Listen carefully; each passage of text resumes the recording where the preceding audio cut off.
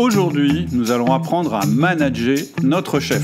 Nous sommes Cédric Watine et Alexia Ferrantelli et vous êtes sur Outils du Manager, le podcast en français sur le management. Bonjour Alexia. Bonjour Cédric. Comment ça va ? Ça va. Heureuse de te retrouver pour cet épisode. Oui, aujourd'hui, on va faire un truc qui va peut-être étonner nos auditeurs, peut-être les plus anciens, ceux qui nous connaissent le mieux. C'est qu'on va faire une autre version d'un podcast qu'on avait appelé, je crois, à l'époque, « Changez votre patron ». Parce que j'ai un petit peu évolué sur le sujet et donc j'ai eu envie de refaire un podcast sur ça et puis aussi parce qu'en ce moment je travaille sur une formation sur le sujet. Mais avant qu'on commence, je voudrais faire 2 disclaimers, comme on dit en français. Le premier, c'est que dans tout le podcast, je vais utiliser certainement le terme de boss, de patron ou de supérieur hiérarchique. Je vais changer de nom probablement. Et en fait, à chaque fois que je dis ça, je fais simplement référence à votre supérieur hiérarchique ou à ce qu'on appelle le N+1, c'est-à-dire à la personne qui est votre manager, la personne qui vous manage. Que ce soit le boss de la boîte ou pas, ça change pas grand-chose. Et évidemment que ce soit un homme ou une femme. En général, j'utilise le masculin, mais voilà, ça marche aussi absolument avec une femme. Et la deuxième chose très importante, c'est que je ne parle pas d'un boss ou d'un supérieur hiérarchique qui aurait des agissements contraires à la loi, comme le harcèlement, comme les remarques racistes, comme l'incitation au vol ou des choses comme ça. Si jamais vous êtes confronté à ça, c'est pas mon podcast qu'il faut écouter. D'abord, il faut vérifier que c'est réellement le cas, et ensuite, la seule chose à faire, c'est d'aller parler de cette personne-là aux ressources humaines ou à votre N+2 après avoir demandé des clarifications à votre boss. Donc là, on est bien d'accord. Je parle d'un boss qui aurait un comportement inefficace ou un comportement qui ne vous convient pas au niveau de la manière de travailler humainement, etc., mais sans dépasser les limites de l'éthique.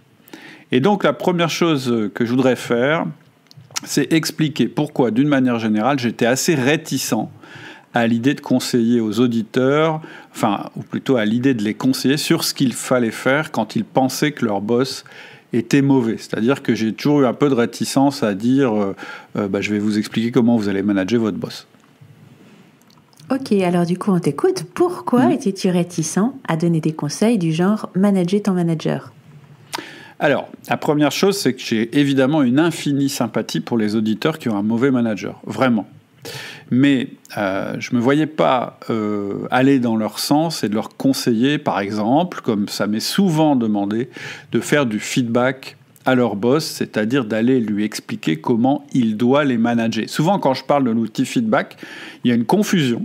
Les gens, la première chose à laquelle ils pensent, c'est d'aller faire un feedback à leur boss. Donc forcément, je leur dis non, l'outil feedback qui est présenté dans Outils du Manager, il ne sert pas à faire un feedback à votre boss, mais à vos collaborateurs. Pourquoi ? Parce que je pense que dans 80% des cas, c'est une guerre perdue d'avance. Il y a une chose très simple à comprendre, c'est que votre supérieur hiérarchique, il s'appelle comme ça parce que c'est elle ou c'est lui qui a du pouvoir sur vous et pas l'inverse. Donc si vous comptez sur Outils du Manager pour critiquer les managers et hurler avec les loups pour souligner à quel point ils sont mauvais, c'est pas la bonne adresse. Ici, ce qu'on fait, c'est qu'on essaye de rendre les managers meilleurs. Et on n'est pas là pour les aider à saboter leur carrière en critiquant leur boss. C'est impossible, en fait, pour nous de vous conseiller de vous rebeller contre votre boss, de le critiquer en public, de lui faire du feedback négatif, alors qu'il ne vous l'a pas demandé. Ou même de lui montrer à quel point vous savez mieux manager que lui. Je dis ça parce que, vraiment, ce genre de truc, je connais personne à qui ça ait profité sur le long terme.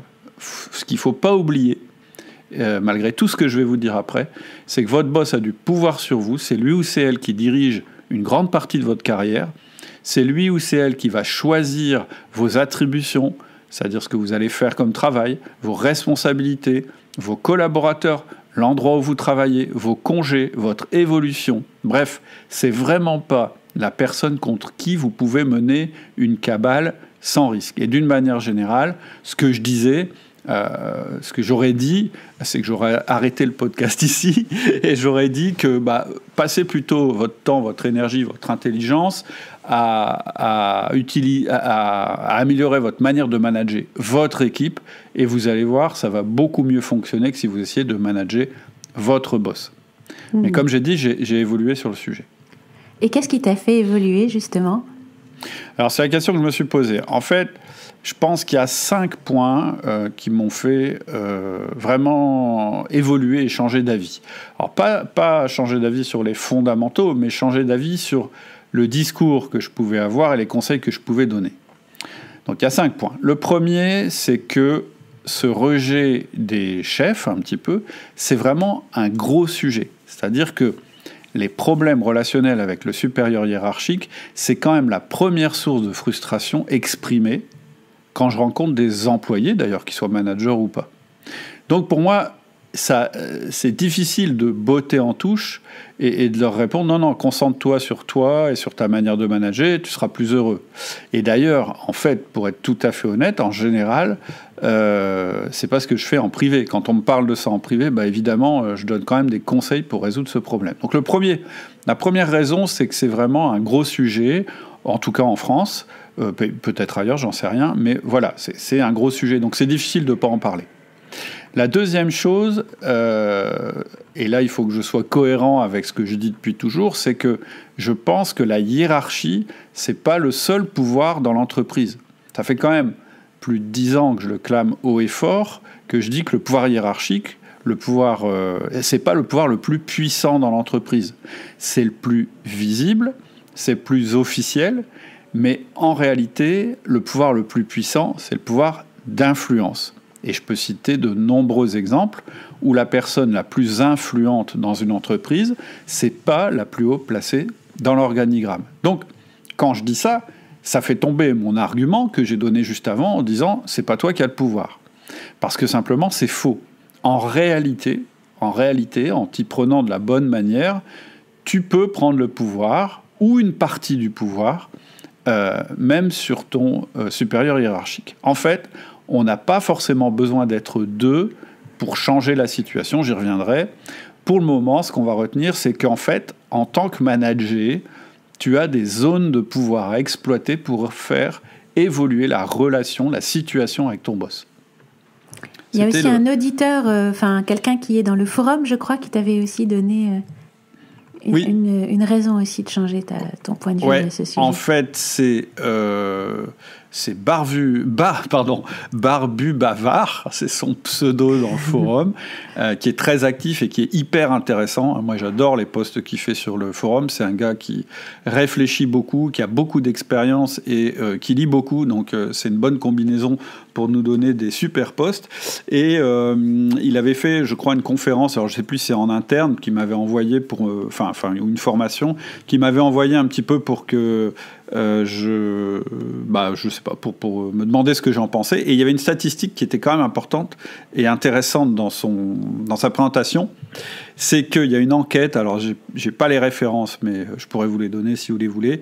Alors j'ai retrouvé les références, en fait c'est une enquête des Échos et de l'APEC. Et qu'est-ce qu'elle dit, cette enquête? C'est que, en fait, c'est un sondage auprès de managers et auprès de managers. Elle dit que 70% des managers pensent qu'ils sont bons ou très bons. Donc, en moyenne, ils se considèrent quand même comme pas mal. Et le problème, quand on regarde du côté des managers, c'est que ça se gâte. C'est que 30% seulement des managers pensent que leur manager est bon ou très bon.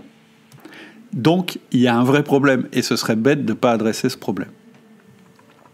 Il y a une quatrième raison, c'est que la réponse standard, la réponse que je donne, c'est-à-dire plutôt que de changer ton manager, change-toi toi-même, ça peut être très culpabilisant. Je m'en suis rendu compte parce que quand tu dis si tu n'aimes pas ton manager, que tu éprouves des difficultés avec lui, c'est que toi, tu as un problème, c'est un peu raide quand même. Et de mon côté, franchement, ça partait d'une bonne intention, c'était de dire que si tu attends que ça change sans rien faire, il ne se passera rien, c'est ça que je voulais dire.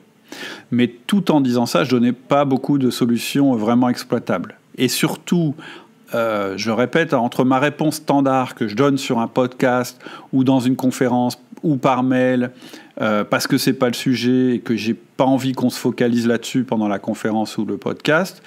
Et la réponse que je donne quand je fais un coaching ou que je conseille des clients ou des amis, il y a un monde. C'est-à-dire que quand on peut rentrer dans le détail, il y a quand même des choses à faire et des choses importantes à faire quand ça fonctionne mal avec votre boss.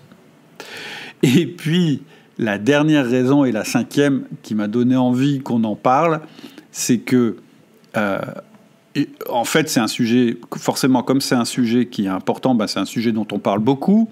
Et donc, j'ai pas mal lu à droite à gauche sur le sujet, sur LinkedIn, sur les sites. Et franchement, je suis pas du tout impressionné par le niveau des communications sur le sujet. La première chose, c'est de voir un nombre d'auteurs impressionnants qui se complaisent dans la critique des managers. Bon, ça, c'est évidemment, c'est assez simple à faire, parce qu'en fait, on exploite la frustration et la douleur des gens. Et donc, aller dans leur sens pour souligner tel ou tel défaut, c'est simple, c'est facile et ça fait de l'audimat. Mais le problème, c'est quand on fait ça, on incite, consciemment ou pas, la personne en difficulté à se complaire dans la critique. Et on va voir dans quelques instants que c'est ça qu'il va falloir arrêter en premier. Donc, ces soi-disant experts qui font le contraire de ce qu'il faudrait faire, en fait, ils font l'inverse de ce qu'il faut pour résoudre la situation. En fait, leur objectif, c'est pas de résoudre le problème, mais c'est plutôt d'avoir le plus de lecteurs ou d'auditeurs possible. Et ça, c'est pas ce qu'on fait chez Outils du Manager. Ensuite, une fois qu'on a dit ça, quand on regarde les propositions qui sont faites, c'est-à-dire la partie résolution, vous avez un problème avec votre boss, en gros, c'est vachement décevant, moi, je trouve, ce qu'on lit. Ça va de conseils super généraux, hyper théoriques, du genre prenez du recul, formez-vous à la communication, enfin des trucs, d'accord, merci. Ou alors on a des analyses pseudo-psychologiques ou pathologiques qui visent par exemple à déterminer si ton manager c'est un pervers narcissique. Une fois que tu as fait ça, tu es bien avancé. C'est un pervers narcissique. Tu sais toujours pas ce que tu dois faire. Et en fait, tu as l'impression que tu peux rien faire parce que, comme être un pervers narcissique, c'est une maladie, comme tu n'es pas psy, tu vas pas pouvoir faire grand-chose. Donc, en fait, quand je lis ce qu'on nous conseille en général, je trouve qu'il n'y a pas grand-chose qui soit utile. Donc, voilà, c'est les 5 raisons pour lesquelles il m'a semblé intéressant de partager la méthode Outils du Manager sur ce sujet.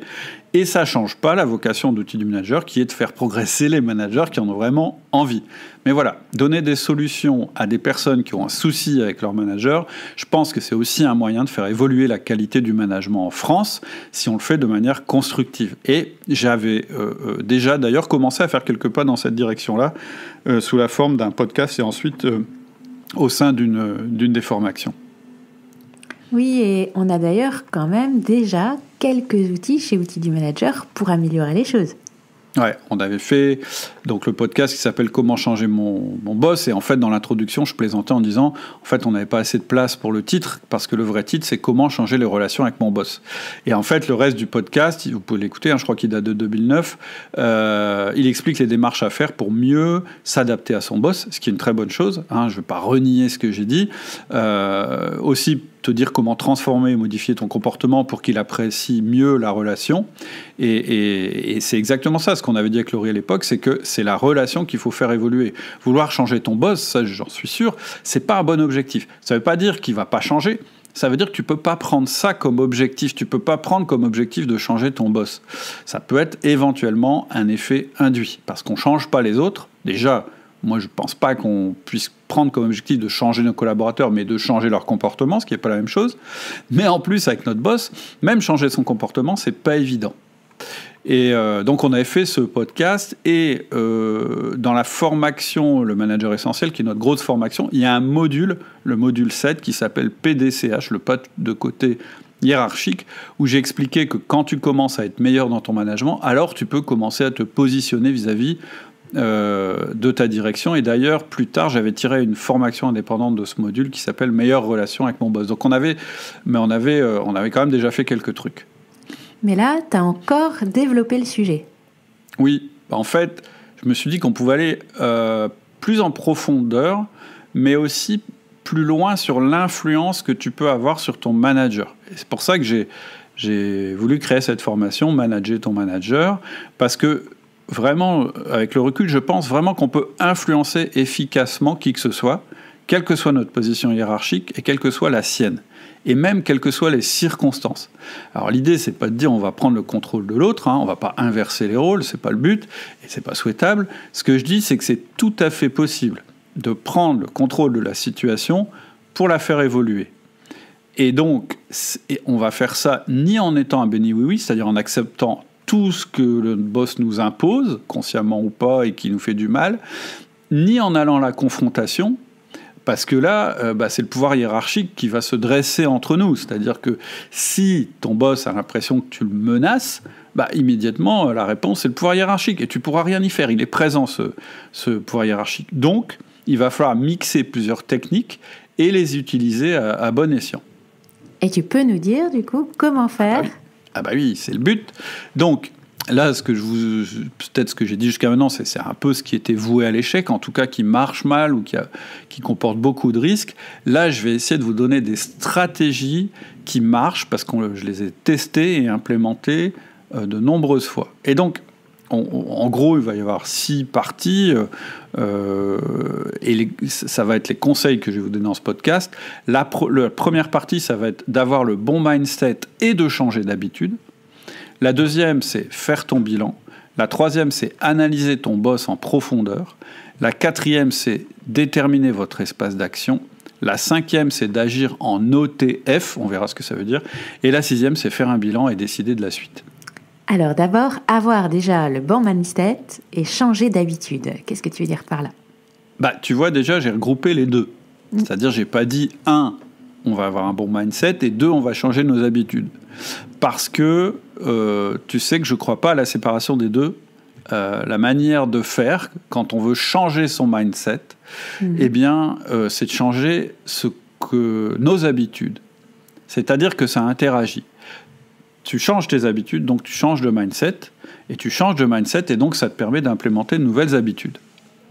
Donc, la première habitude à arrêter tout de suite, si jamais c'est quelque chose dans lequel tu verses, et je pense que si tu as des problèmes avec ton boss, malheureusement c'est une habitude dans laquelle tu es tombé, c'est d'arrêter le gossiping, les rumeurs ou les petites discussions un petit peu perfides sur ton boss, c'est-à-dire casser du sucre sur notre boss. Je sais que c'est difficile d'y résister, moi je le faisais beaucoup quand j'étais dans la position du manager, et en fait, pourquoi on fait ça en fait ? Il y a une fonction réelle qui est positive quand on fait ça, c'est de faire baisser notre stress et de nous rassurer. En fait, quand tu as un problème, et en particulier un problème que tu n'arrives pas à résoudre avec ton boss, plus tu vas trouver de personnes pour t'écouter et dire que tu as raison, plus ça te permet d'évacuer ton stress. Déjà, ça te permet d'en parler. Et plus les oreilles qui t'écoutent sont compatissantes, plus tu vas te sentir à la fois aimé et tu vas te sentir dans ton droit. C'est-à-dire que ça va te conforter dans l'idée que réellement il y a un problème et que réellement ton boss a un problème. Le problème, c'est que même si ça a cet aspect positif que tu recherches, et franchement, moi je ne peux pas blâmer les gens de parler de leurs problèmes, je veux dire, c'est mieux d'en parler quand on a des problèmes en général, mais le problème c'est c'est aussi négatif. Et ça, c'est négatif à 3 niveaux. Dans l'entreprise, le premier niveau, le niveau le plus grave, c'est que ça ternit ton image. En fait, d'une manière générale, personne n'aime vraiment celui ou celle qui se plaint tout le temps sans passer à l'action. Mais si en plus, tu parles de ça avec des collègues, des collaborateurs, etc., t'es dans une espèce tu te mets dans une position délicate. C'est-à-dire que tu es manager ou quelqu'un qui est censé faire évoluer les choses, mais en même temps, tu te plains tout le temps de choses que tu n'arrives pas à faire évoluer. Donc, première chose très négative, ça ternit ton image. Deuxièmement, en réalité, faire ça, ça t'empêche de passer à l'action. C'est-à-dire que plus tu vas accumuler officiellement, entre guillemets, puisque tu en parles, de charges contre ton boss, plus ça va être difficile pour toi ensuite d'entreprendre des actions positives pour faire évoluer la situation. Parce qu'en fait, tu t'es mis en situation d'opposant. C'est-à-dire que tu t'es toi-même, devant l'adversité, tu as défini que le problème c'était ton boss et que donc toi tu étais l'opposant de ton boss. Donc ça va être compliqué de passer à l'action en disant bah non finalement je vais un peu modifier ma manière de faire, etc., etc. Mais pas seulement. À force de faire ça, tu t'es aussi créé un schéma mental. C'est-à-dire qu'en réalité, moi je l'ai connu, c'est qu'il y a un moment, quand tu commences à reprocher beaucoup de choses à la même personne, cette personne, en fait, dans ton esprit, c'est devenu une espèce de caricature de ce qu'elle est. C'est-à-dire que ça a gonflé, et en fait, en face de toi, tu as un ennemi tellement imposant que pour toi, c'est impossible de le voir autrement, c'est impossible de voir que finalement, il a peut-être quand même des choses positives, et surtout, c'est impossible de voir sous quel angle tu vas pouvoir attaquer le problème. Donc vraiment, vraiment, vraiment, la première chose urgente à faire, c'est de cesser complètement ces discussions au sujet de ton boss. Et la deuxième habitude à arrêter, tu disais que c'était de manifester ton désaccord en public, parce que ça, oui. ça aussi... Ah oui. Oui, parce que voilà, en fait, on peut avoir deux types de réactions, en gros, je résume, mais voilà, dans un podcast, on résume. Un, c'est de rien dire à ton boss, mais d'en parler à la terre entière autour, c'est une des caricatures. L'autre, c'est de l'affronter en permanence en public. Et ça, c'est pas une bonne idée. D'une manière générale, d'ailleurs. Même avec un boss avec qui tu t'entends très bien. Moi, mon conseil, on a fait un podcast là-dessus, c'est de ne jamais manifester ton désaccord en public avec ton boss. C'est normal et c'est sain de pas toujours être d'accord avec lui ou avec elle, mais c'est jamais positif de l'exprimer en public, même si ton boss le demande, même s'il a l'air sympa. Moi, je le déconseille. Ça ne veut pas dire que tu n'as pas le droit de pas être d'accord. En fait, quand tu trouves que ton boss a un comportement inefficace ou incompréhensible ou une décision que tu ne comprends pas, la première chose à faire, déjà, avant de réagir, même avant de lui dire en public ou pas que tu es d'accord ou pas, c'est de réfléchir en termes d'impact. C'est-à-dire, est-ce que ce comportement, cette décision, a un impact vraiment négatif ? Parce que c'est ce qui nous intéresse dans l'entreprise. Dans l'entreprise, ce qui nous intéresse, c'est les impacts de nos actions. Or, ton boss, il est là pour deux choses, pour obtenir deux choses, je l'ai dit dans beaucoup de podcasts, c'est les 2 R du management. Les résultats ou la rétention. C'est-à-dire, le but de ton boss, c'est à la fois d'être performant et à la fois d'augmenter la fidélisation des meilleurs membres de l'équipe. C'est ça le job d'un manager. Donc déjà, quand ton boss, tu trouves qu'il y a un problème, un bon réflexe, c'est de se dire, tiens, est-ce que réellement il y a un impact négatif sur la performance et sur la rétention. Ça permet d'éviter de partir dans toutes les critiques, dans tous les sens, et de réagir à chaud. Et une fois que effectivement tu dis bah ouais, pour moi il y a un problème, je suis pas convaincu, eh bien tu vas pouvoir en privé et avec les formes aller voir ton boss. Et là, on a un podcast là-dessus, je ne vais pas rentrer dans le détail parce que ce n'est pas le sujet du podcast. On a un podcast qui s'appelle « Pas d'accord avec mon boss ». Et en gros, dans ce podcast, qu'est-ce que j'explique ? J'explique comment on fait pour exprimer son désaccord avec son boss tout en ménageant sa carrière. Il y a des règles de base. Par exemple, il y a une règle qui est le faire rapidement et pas trop tard. La deuxième règle, c'est poser des questions pour comprendre avant de critiquer. Et ensuite, c'est qu'on a le droit d'exprimer son désaccord, mais jamais au moment de l'exécution. Toujours au moment de la décision. J'en ai parlé, ça aussi, dans notre podcast sur la prise de décision. Donc, deuxième habitude à arrêter tout de suite, c'est de manifester ton désaccord avec ton boss en public. Et la troisième habitude, c'est de démarrer un journal de bord. Alors ça, c'est pas une habitude qu'on arrête, c'est une habitude qu'on démarre. En fait, pour pouvoir compenser ce que je viens de t'enlever, c'est-à-dire la capacité à aller parler à tous tes copains, tes collègues, ta famille, de tous tes problèmes que tu as avec ton boss, pour compenser aussi le fait que désormais tu lui exprimes plus le désaccord de la même manière systématique et en public, il faut quand même que je te donne quelque chose pour décharger ton stress et pour quand même avoir cette conversation. Et donc, moi, ce que je te propose comme interlocuteur, c'est d'écrire dans un journal. C'est-à-dire que tu continues à critiquer ton boss, mais par écrit dans l'intimité. En fait, je le dis souvent, j'en parle souvent, avoir un journal de bord pour un salarié, un cadre, un manager, c'est une grande force. Donc là, ton journal de bord, ça va être ton défouloir, c'est-à-dire que tu vas remplacer ton gossiping et tes altercations par des séances de défoulement par écrit dans ton journal. On va voir qu'en fait, ça a une vertu, donc ça te décharge de ton stress, de ton énervement, etc. Mais en plus, ça va constituer un matériau de base pour d'autres choses que je vais te conseiller de faire dans les parties qui suivent. Alors, il y a une de ces choses justement que tu vas conseiller, c'est de faire ton bilan. Oui, c'est la deuxième partie. Je ne vais pas rentrer dans le détail ici parce que il y en a plein de façons de faire notre bilan, mais le principe, c'est de faire un point total sur où tu en es dans ta carrière. Ça, c'est vraiment un truc, moi, qui m'a... Tu sais, j'en parle dans mes mails privés. C'est vraiment un truc qui m'a manqué dans ma carrière. C'est-à-dire que j'ai souvent quitté mon entreprise parce que je pensais que c'était parce que je ne m'entendais pas avec mon boss. Et bizarrement, en fait, dans l'entreprise suivante, je ne m'entendais pas non plus avec mon boss et ce n'était pas le même pourtant. Et en fait, une des grandes raisons, c'est qu'en fait, je ne savais pas bien où j'allais. Et en fait, j'identifiais pas forcément bien la source de mes frustrations. Donc, il y a plein de manières de faire un diagnostic. Dans la formation Manage ton manager, j'en propose 3 qui correspondent exactement à la problématique dont on parle, des difficultés que tu rencontres avec ton boss. Je fais un diagnostic de douleur, c'est-à-dire où est-ce que ça te fait mal, puis un diagnostic flow, puis un diagnostic sur le sens de ton job. Alors, il y a quelques principes à respecter quand même pour faire ce bilan d'une façon qui ne nous fait pas retomber dans la culpabilité ou qui ne nous fait pas basculer vers la déresponsabilisation non plus, mais un bilan qui soit plutôt constructif. Tu nous en dis quelques... Tu peux nous en parler un peu ?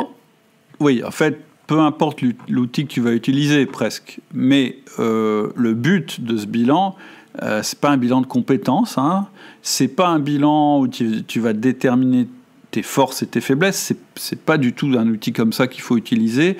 Le but, c'est vraiment de faire le point. C'est-à-dire que le but, c'est de regarder ce qui va pas, hein, sous différents angles, et puis de choisir l'angle que tu préfères, l'angle approprié. C'est pour ça que je disais tout à l'heure, un angle, ça peut être la douleur, où est-ce que j'ai mal, mais ça peut être aussi qu'est-ce qui me manque, ça c'est le flow, ou bien c'est quoi ma crise de sens, ça c'est le sens de ton job.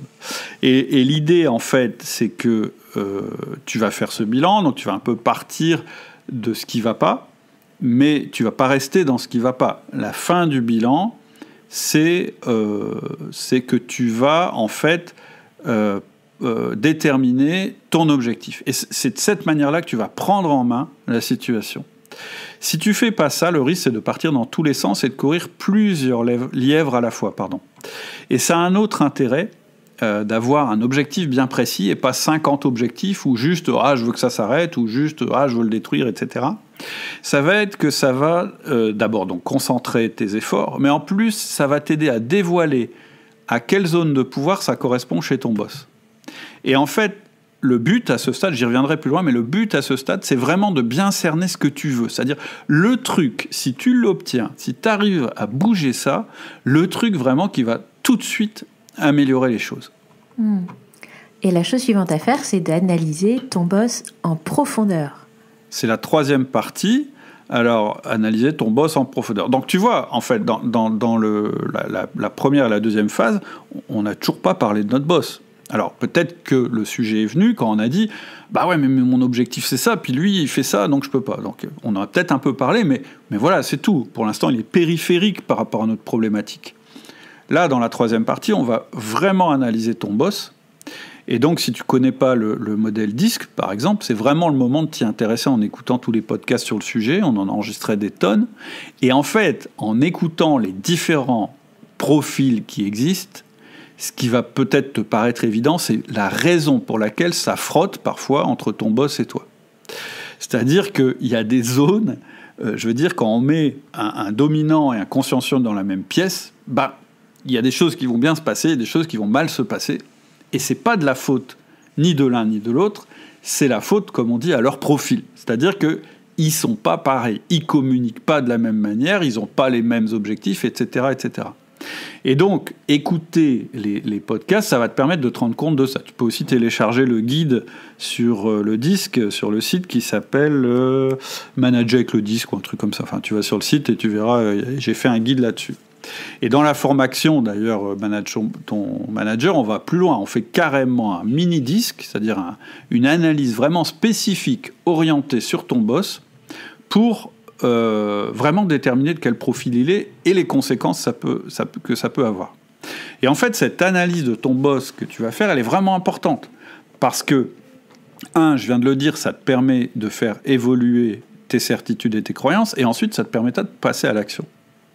Et là, il y a un truc ultra important à comprendre. Parce que moi, c'est un des trucs que je n'avais pas compris, parce que je n'y avais pas réfléchi. Si j'y avais réfléchi, je pense que j'aurais compris pendant une partie de ma carrière.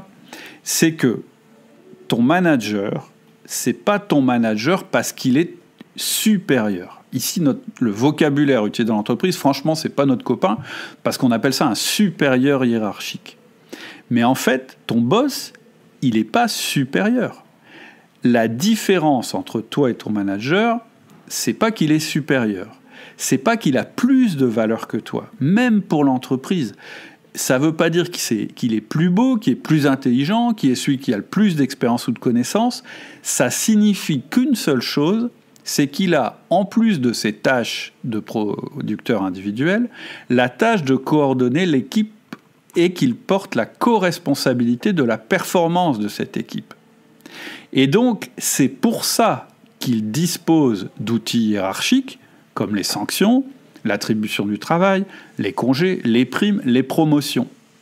Et ça, c'est hyper important de comprendre ça, parce que moi, je pense que c'est une image qui est gravée dans notre cerveau, c'est que comme notre manager, il est plus haut que nous, c'est-à-dire que c'est comme s'il était debout sur notre tête dans la hiérarchie, eh ben on se révolte. C'est-à-dire qu'on se dit, mais pourquoi il a du pouvoir sur moi, ce mec-là ? Il est pas si bon que ça. Ou bien, il fait des erreurs. Peut-être des erreurs que moi, j'aurais pas faites. Et ça, c'est très, très difficile à supporter. Oui, parce que quand on se rend compte qu'il n'est pas si bon dans tous les domaines, si on suppose qu'il devrait l'être, on vit la situation comme étant particulièrement injuste et ça nous agace. Alors que Exactement. C'est pour ça que c'est hyper important, en effet. Exactement. En fait, à partir du moment où vous acceptez que ce pouvoir, c'est pas un marqueur de supériorité absolue, mais que c'est un outil de coordination, de responsabilisation et de performance, tout va vous paraître plus clair et plus simple, et vous allez arrêter de passer votre vie à vous comparer, à démontrer que vous avez raison et qu'il a tort, parce que ça, c'est frustrant. En fait, je vais te donner un exemple. Moi, ça m'a fait tilt, parce qu'une fois, j'ai discuté avec un type qui avait des problèmes avec son boss, et qui me disait, en fait, je le supporte plus. Et la dernière fois, il m'a invité, on a joué au squash, et je l'ai laminé. Et donc, le gars, il me dit, mais j'ai pris un plaisir à laminer mon boss au squash. Alors, je lui dis, pourquoi tu as pris autant de plaisir ? Tu prends ce plaisir-là aussi quand tu domines un copain en squash ? Il fait, non, mais là, c'était mon supérieur. Et enfin, je pouvais le dominer.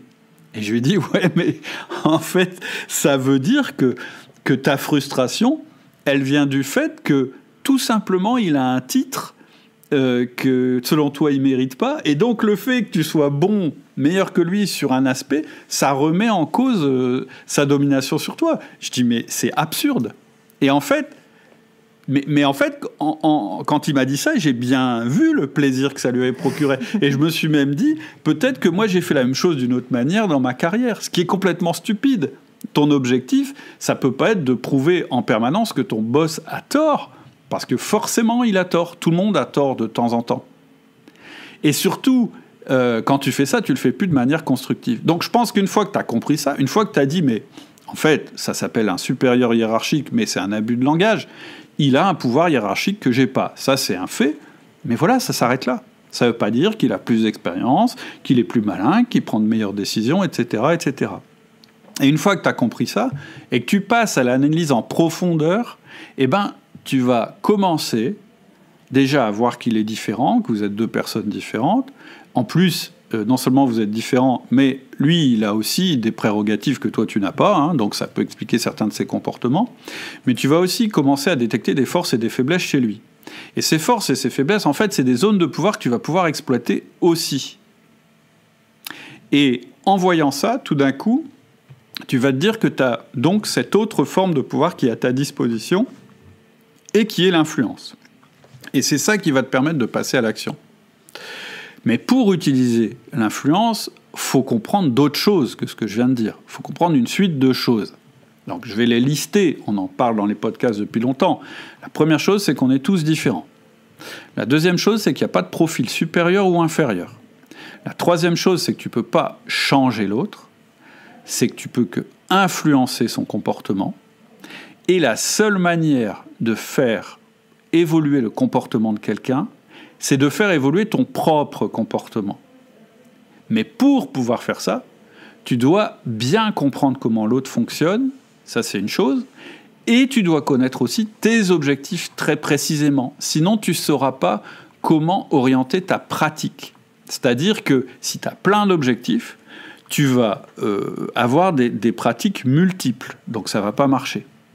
Ensuite, si tu as un objectif très précis, mais que tu le résous à ta manière, c'est-à-dire, par exemple, tu es dominant, tu as un objectif, tu vas avoir ton boss et tu le rentres dedans. Ça ne marchera pas, parce que ton boss, c'est peut-être pas du tout ce mode-là qu'il attend de ta part. Donc, qu'est-ce que je veux dire par là ? Quand je dis « on est tous différents », ça veut dire qu'il faut déjà que tu acceptes que le boss parfait, celui que tu recherches, l'idéal, il n'existe pas. Et donc, il y aura toujours des choses que tu vas interpréter négativement chez lui ou chez elle. Il y aura toujours des incompréhensions. Il faut déjà partir de ce principe-là. On est unique et donc forcément, on a des différences et donc forcément on a des zones de frottement.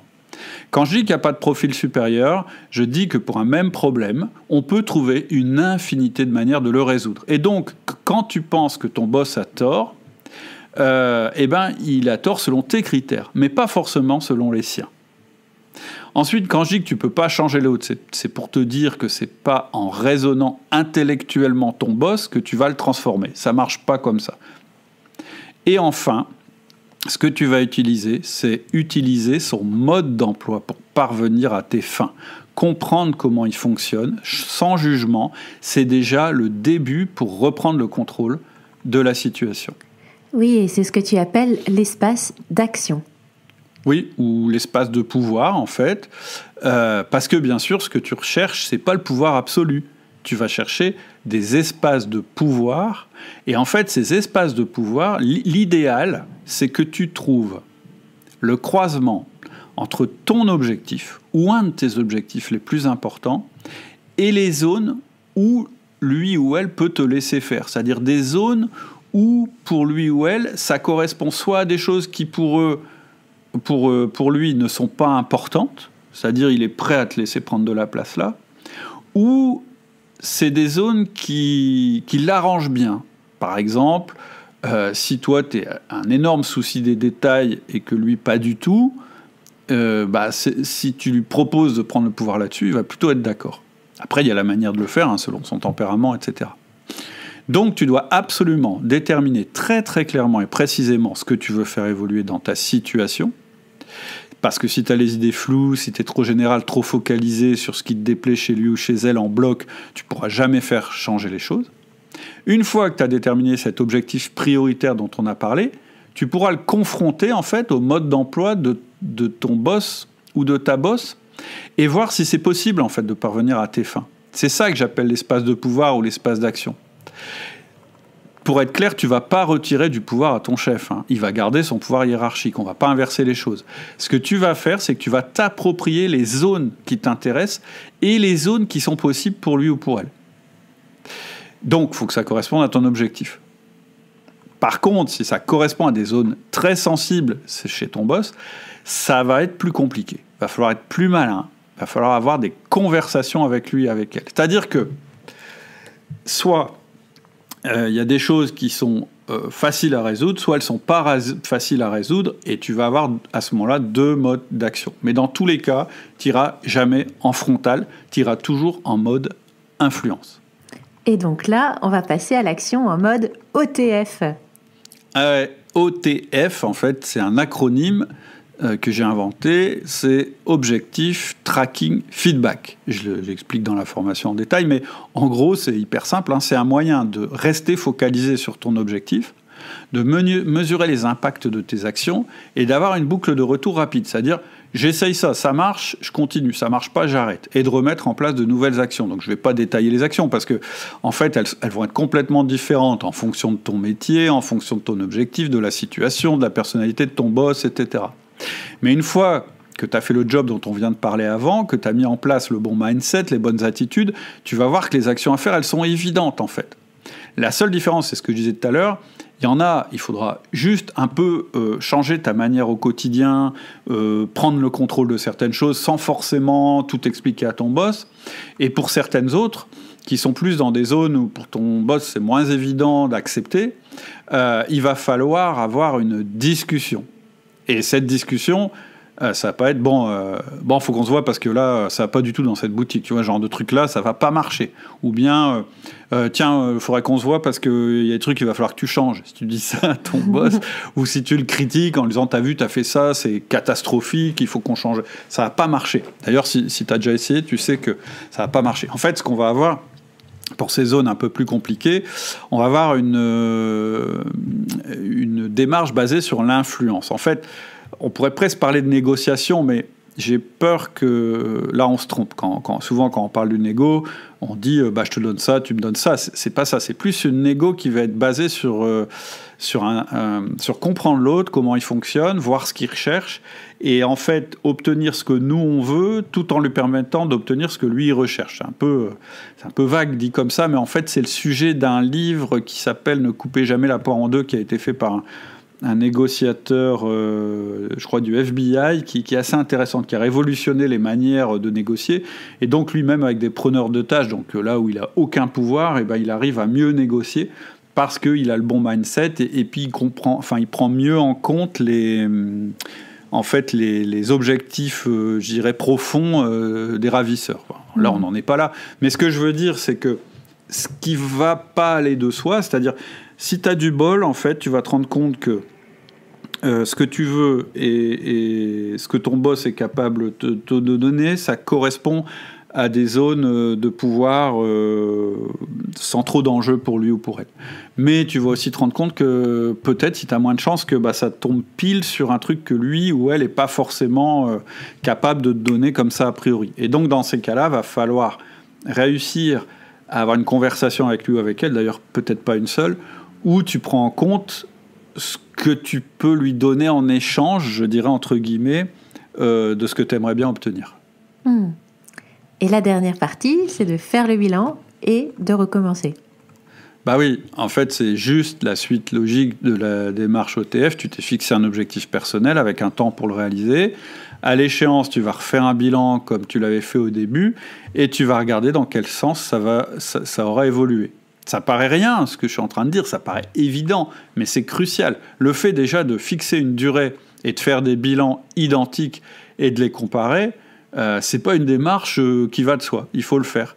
Parce qu'en fait, l'intérêt d'avoir une démarche comme ça, déjà, c'est que ça t'oblige à être un peu patient, mais aussi ça t'engage à avoir des résultats. Donc ça permet à la fois de relativiser les moments difficiles, c'est-à-dire de ne pas tout jeter dès qu'il y a un problème, parce que tu t'es donné une notion de temps et de progression. Un peu, c'est comme quand tu fais un régime.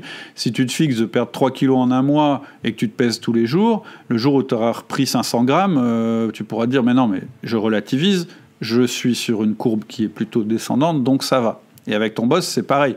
Au lieu de péter un câble parce que un jour, ça s'est mal passé et qu'il a refait un truc qui t'agace, tu vas te dire non, mais je suis dans une démarche progressive, de progression continue. Il y a une petite péripétie, mais on continue. Je continue. Et puis le fait de faire un bilan à la fin de cette période que tu t'es fixée, ça permet aussi de mesurer le chemin parcouru. Parce qu'en fait, en termes de relations, très souvent, on oublie quelle était la relation initiale. C'est-à-dire que si tu vois que c'est encore compliqué, mais qu'en relisant ce que je t'ai dit d'écrire tout à l'heure, quand on a dit tu te défoules, c'est-à-dire tu te lâches sur ton boss, et peut-être qu'un mois après, quand tu relis ça, tu te dis ah ouais, non, quand même, ça va mieux. Parce que quand je lis ce que j'écrivais il y a un mois, ça va quand même mieux. Et donc, tu vois, c'est encourageant. Et donc, tu auras fait un pas, et puis il restera à faire l'autre, c'est-à-dire tu auras fait ton bilan de clôture, tu vas repartir pour un nouvel objectif, et ensuite, tu vas continuer ta démarche d'amélioration. Ok. Bah, écoute, merci Cédric, très intéressant, une fois encore. Je pense qu'en mettant ces étapes que je viens de décrire, même si je ne rentre pas dans le détail parce que c'est spécifique à la situation, franchement, il y a peu de chances que les choses n'évoluent pas dans le bon sens. Donc voilà. Après, clairement, si ça marche pas, si ça évolue pas, quelquefois oui, il faut se séparer, mais pas avant d'avoir essayé ça. Maintenant, si vous voulez vraiment que je vous accompagne pas à pas, il y a la formation, celle que je suis en train de mettre en ligne. Au moment où je parle, je sais pas, il y a que la moitié que j'ai préparé, je suis toujours dessus. Quand on fait une formation, c'est bien plus complet que ce qu'on vient de faire ici. On rentre vraiment dans le détail de tes motivations, de tes difficultés. Ensuite, mais le plan est le même, en gros, il est à peu près le même. Ensuite, on analyse ton boss sous toutes les coutures, ce que j'appelle un mini-disque, c'est-à-dire qu'on détermine ses forces et ses faiblesses. On apprend à repérer quand il est en difficulté, parce que quelquefois, ton boss, il peut avoir des réactions bizarres qui ne correspondent pas à son profil, mais c'est parce qu'il est en difficulté. Et tout ça, en fait, ça va t'aider à faire une liste d'actions à entreprendre pour prendre la partie de pouvoir à laquelle tu as droit. Et ensuite, on va apprendre aussi à mener une conversation avec lui pour que ça reste constructif et que ça nous profite. Juste pour rappeler, une formation, si vous en avez jamais fait chez Outils du Manager, ça se fait chez soi, c'est à distance, c'est une méthode détaillée, pas à pas, pour passer à l'action. C'est en vidéo, donc il suffit d'une connexion Internet, et là vous avez tout ce qu'il faut, le plan, les instructions, les documents à télécharger. Et aussi, vous avez accès à une partie privée du forum Outils du Manager qui est que réservée aux gens qui font des formations. Et sur cette partie, vous pouvez échanger avec moi et avec les autres membres de la communauté quand vous mettez en place les outils. Et ça, c'est une partie hyper intéressante dans le cadre de manager ton boss, parce que c'est assez facile de faire des erreurs. Et puis, quelquefois, on se demande, j'ai le droit de faire ça, j'ai pas le droit, ou il réagit bizarrement, etc. etc. Donc, tout ça pour dire qu'une formation, c'est pas orienté théorique, c'est vraiment orienté, on avance, on passe à l'action. Mais évidemment, si on n'est pas prêt à passer à l'action, moi je peux pas faire de miracle. Il faut vraiment avoir envie de faire changer les choses. Avant de prendre une formation, il faut se poser cette question-là. Si tu as envie, normalement, ça va marcher. Et là, toute la formation est prête ? Non, en fait, elle est prête, elle est sur le papier, je sais ce que je vais dire quand même, mais elle devrait se finir cette semaine, enfin pas cette semaine, pas au moment où on enregistre, mais au moment où vous écoutez le podcast, et pendant qu'elle est en lancement, j'ai oublié de dire ça, le prix est réduit, c'est-à-dire que tant que j'ai pas fini de mettre toute la formation en ligne, vous avez un prix sur la formation si vous êtes abonné au mail privé. C'est dans les mails privés que je donne les codes pour avoir accès aux réductions quand il y a un lancement, une promotion, etc. Et donc, je vous mets le lien des mails privés en description. Il suffit de vous inscrire et il y a une petite introduction et ensuite vous aurez les mails que je fais très régulièrement, quasiment tous les jours, pour vous donner des conseils en management, des conseils activables et aussi parfois des promotions sur les formations. Voilà. Ok, merci beaucoup Cédric et à bientôt. Mais je t'en prie, et oui. Et n'hésitez pas aussi à venir sur le forum pour échanger sur ce sujet-là. À bientôt. À bientôt. Bonne semaine. Au revoir. C'est tout pour aujourd'hui. J'espère que ça vous a plu. Si vous avez envie de prolonger les discussions, les conversations, on a un super forum pour ça, un forum qui est de plus en plus fréquenté. Je vous donne l'adresse, c'est forum.outildumanager.com. Pour y accéder facilement, vous allez sur le site Outils du Manager et vous cliquez sur Forum. La deuxième chose que vous pouvez faire, qui vous intéressera certainement, c'est de vous abonner à ma liste d'emails privés. Ça vous permet de recevoir des conseils en management quasiment tous les jours. C'est un truc qui se lit très très vite, un petit peu comme un petit journal de ma pratique du management tous les matins. Et ce qui est intéressant, c'est que dans ce mail privé, vous avez aussi à chaque fois la petite promotion en cours sur la formation du moment. Pour vous abonner au mail privé, c'est pareil, direction outildumanager.com et vous cliquez sur mail privé, vous me laissez votre mail et puis on se retrouve juste après. En attendant, je vous souhaite une excellente semaine et je vous dis à bientôt.